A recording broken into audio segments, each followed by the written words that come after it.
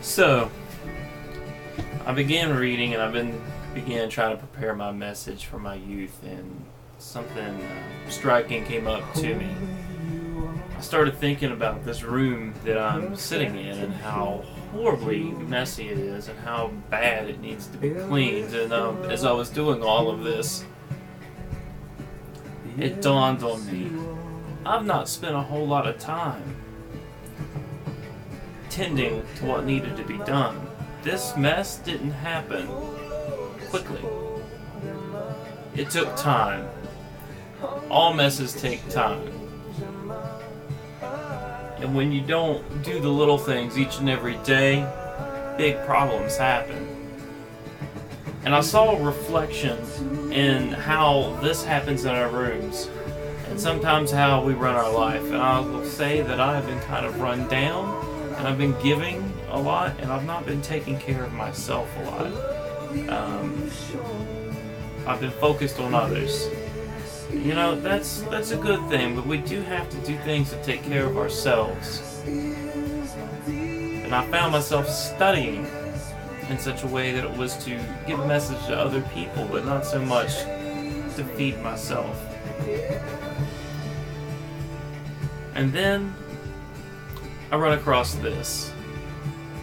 It's in Deuteronomy in chapter 8, starting in verse 11. It says, "Be careful that you do not forget the Lord your God, failing to observe his commands, his laws and his decrees that I am giving you this day.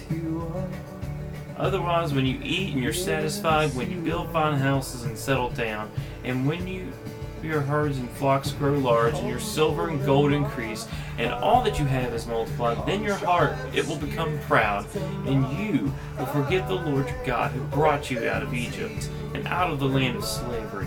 He led you through the vast and dreadful wilderness, that thirsty and waterless land, and with its venomous snakes and scorpions. And he brought you water out of hard rock, and he gave you manna to eat in the wilderness. And it is something that your ancestors had never known, to humble and test you, so that in the end it might go well with you.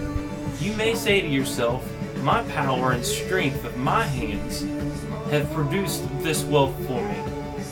But remember the Lord your God, for it is he who gives you the ability to produce wealth, and so confirms his covenant, which he swore to your ancestors as to this day.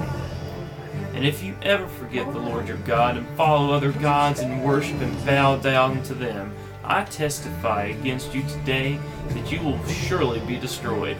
And like the nations the Lord destroyed before you, so you will be destroyed for not obeying the Lord your God."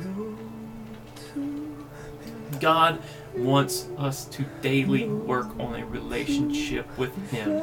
He wants us to daily learn more for ourselves about him and improve that relationship.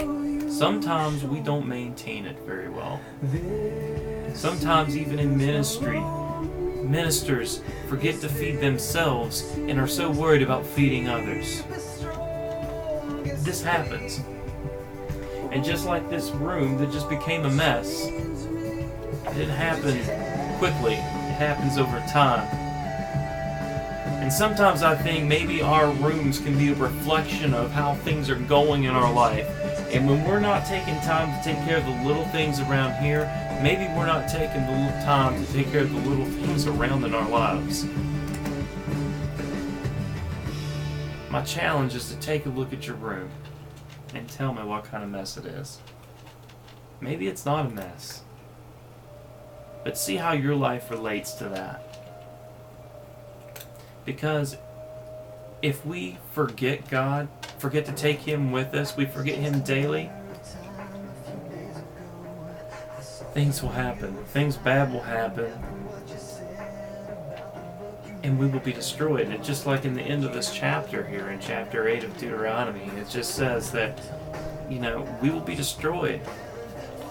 If we begin to put other things first before God, that means that we are beginning to bow down and worship other things other than him, and that's not what he wants.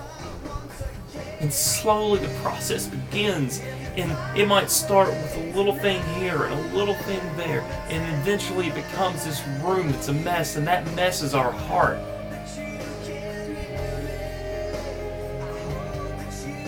We need to watch ourselves. We need to guard ourselves. Because if we don't, we can become tired, we can become worn out. And if worse comes to worse, we can let go of what was important. And our lives become a mess. And I don't want to see that. I don't want to see it for me. I don't want to see it for my loved ones. And I pray that we can follow Him daily. And just wake up every morning and fall even more in love with Him than we did the day before.